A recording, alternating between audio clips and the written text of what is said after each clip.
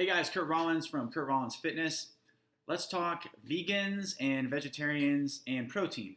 And specifically, I want to cover two areas. Number one, I'm going to tell you how to get enough protein in general.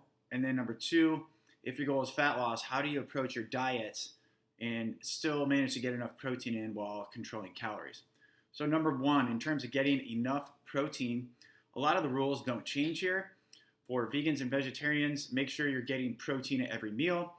Ideally for women, you are getting at least 20 grams per meal or more, and then ideally for men, you're getting at least 30 grams. Now in terms of good protein sources for vegetarians, milk, eggs, cottage cheese, Greek yogurt, these are all great options for you. I realize vegans, those foods are obviously not options. So great options for vegans in terms of protein would be beans, tofu, chickpeas, millet, quinoa, rice, legumes, lentils, peas. These are great options for you in terms of getting enough protein and having a decent amino acid profile. That being said, with vegans and vegetarians, a lot of times you are going to have a tougher time getting complete proteins in. And a complete protein is simply a protein that has all 20 amino acids in it. And there are 9 essential amino acids. You want to make sure you're getting all of those amino acids because the essential amino acids your body cannot make itself. You need to get those amino acids from diet.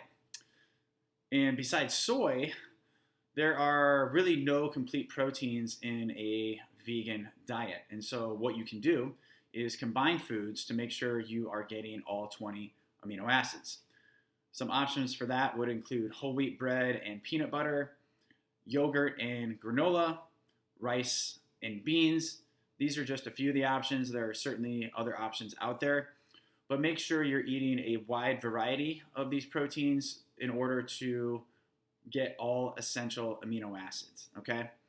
Now, in terms of getting enough protein in while also having the goal of fat loss, there are a few considerations here. So if you're a vegetarian, I would recommend shooting more for the fat-free versions of Greek yogurt, a little bit more egg whites than eggs, and then also fat-free cottage cheese. This is not to make you fear fat. You certainly still need to get at least 20 to 30% of your calories from fats. But if fat loss is your goal, you also need to control calories. So certainly consider adding in some of those foods I just mentioned, the fat-free versions, and getting, some of your fats from good choices are going to be olive oil, avocado, nuts and seeds. I would also consider supplementing with a brown rice or pea protein powder because again, when you are using these powders, they're pretty low in calories and you can get a decent amount of protein in as well. I also strongly recommend going high protein, high carb, and low fat if you are a vegan or vegetarian as opposed to high protein, high fat, and low carb.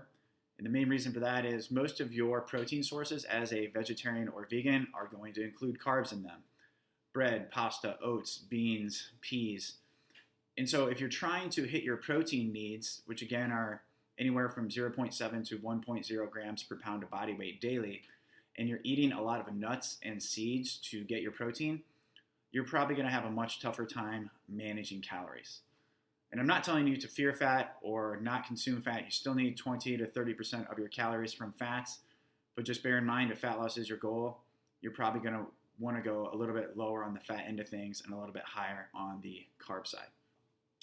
One other consideration, vegans and vegetarians generally have lower creatine stores. And so supplementing with creatine is a great option for those of you out there who are weight training. You can either do a creatine load or you can actually just take 5 grams a day. And I won't go into the details on how to creatine load.